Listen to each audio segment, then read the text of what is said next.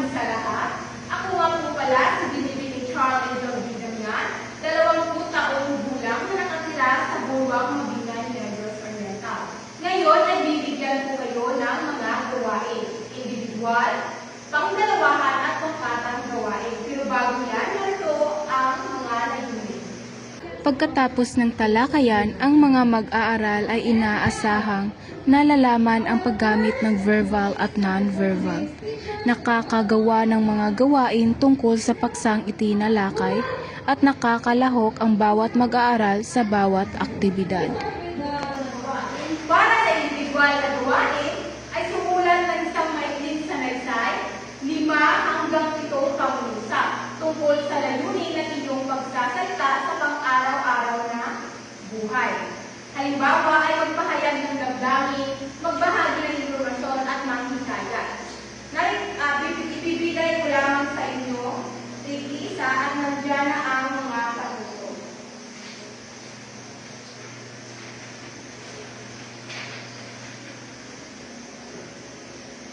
Bibigyan ko lamang kayo ng 5 minuto para gawin yan. Handa na ba? Opo. Pwede na kayong magsimula.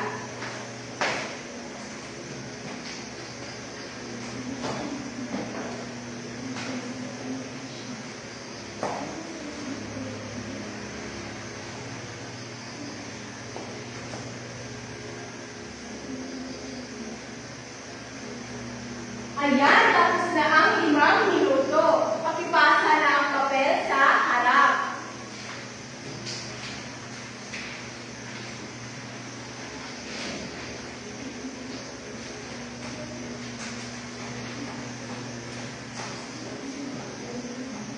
Okay, tapos na ang individual na gawain. Ngayon ay dadako naman tayo sa pangdalawahang gawain. Ito ay tinatawag natin picture analysis.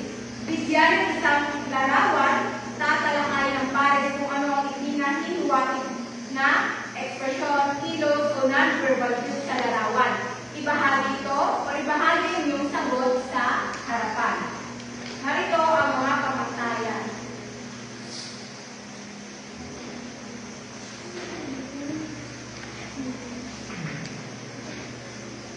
May mga pares na ba ang lahat? Opo. Narito ang mga larawan na inyong tatalakayin sa harap. Pwede kayong magtatalakay na kayong dalawa o di kaya mag-isa. Bibigyan ko lamang kayo ng 5 minuto. Kayo ay magsimula na.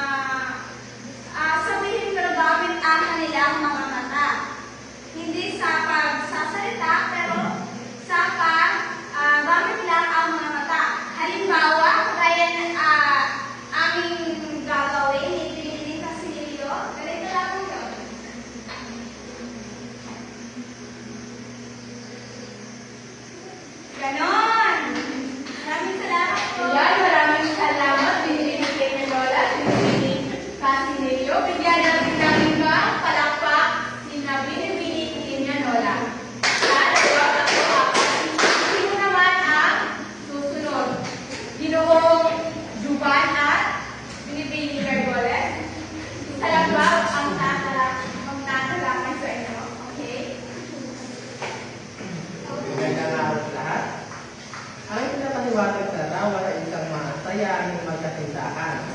At kami ay naniniwala sa pagkakaroon ng masayahing relasyon ay nagdudulot ito ng magandang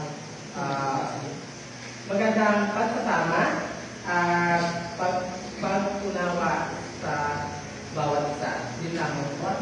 Maraming salamat. Maraming salamat, Ginoong Juan at Pilipining Guard Roller. Bigyan natin ng 10 palakpak sina Ginoong Juan. Isa, dalawa, tatlo, apat, lima, anim, pito, walo, apat, sampo. Okay. Ngayon, dadako naman tayo sa panggatang gawain. Bawat grupo ay gagawa at itatakal ng isang maikling dula, 3 hanggang 5 minuto, na nagpapakita ng tamang paggamit ng pagsasalita, tulad ng verbal at non-verbal, sa isang sitwasyon. Halimbawa, pag-uusap sa pamilya, o di kaya pagkikipagkaibigan sa klase. Pumili ng mga tauhan na gaganap at tagapagsalita na magpapakilala ng tula at tagapag-ayos ng eksena. Ito ang unang grupo at pangalawang grupo. Narito ang mga pamantayan. Bibigyan ko lamang kayo ng 10 minuto para mag-usap-usap.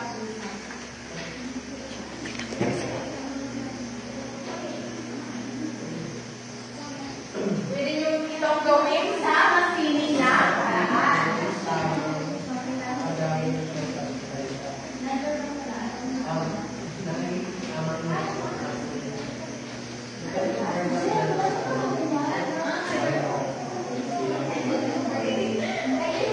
Ayan, tapos na yung 10 minuto. Handa na ba ako ng pangkat? Oo! Okay, kaya na kayo pumunta sa harap. Magandang hapon po sa inyong lahat. Ang ipapakita po namin ay ang verbal na komunikasyon at non-verbal na komunikasyon. Sila po ang verbal na komunikasyon at kami ang non-verbal na komunikasyon. Del! Gusto ko nang kumain. Ako rin! Ng ice cream with popcorn? Oo! Ano po?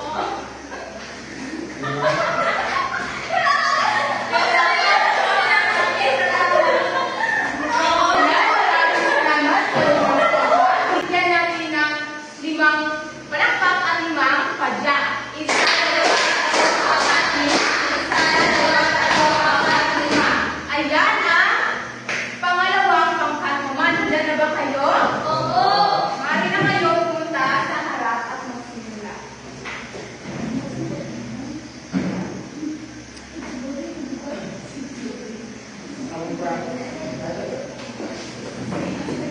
Tapos kayo naman, nagawin nila yun.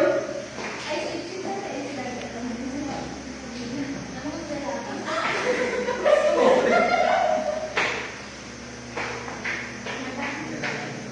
Ay, Ayan, magandang hapon muli sa inyong lahat. Kami naman ang pangalawang group.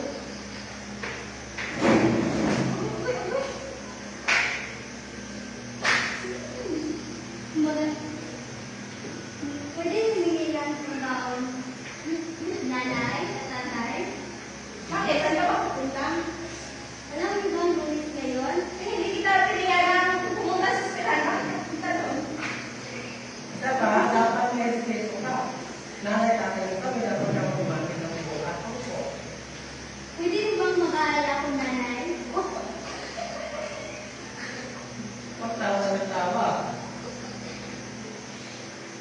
Sorry po, pamanin. Mag-respond yung baon. Maraming salamat po.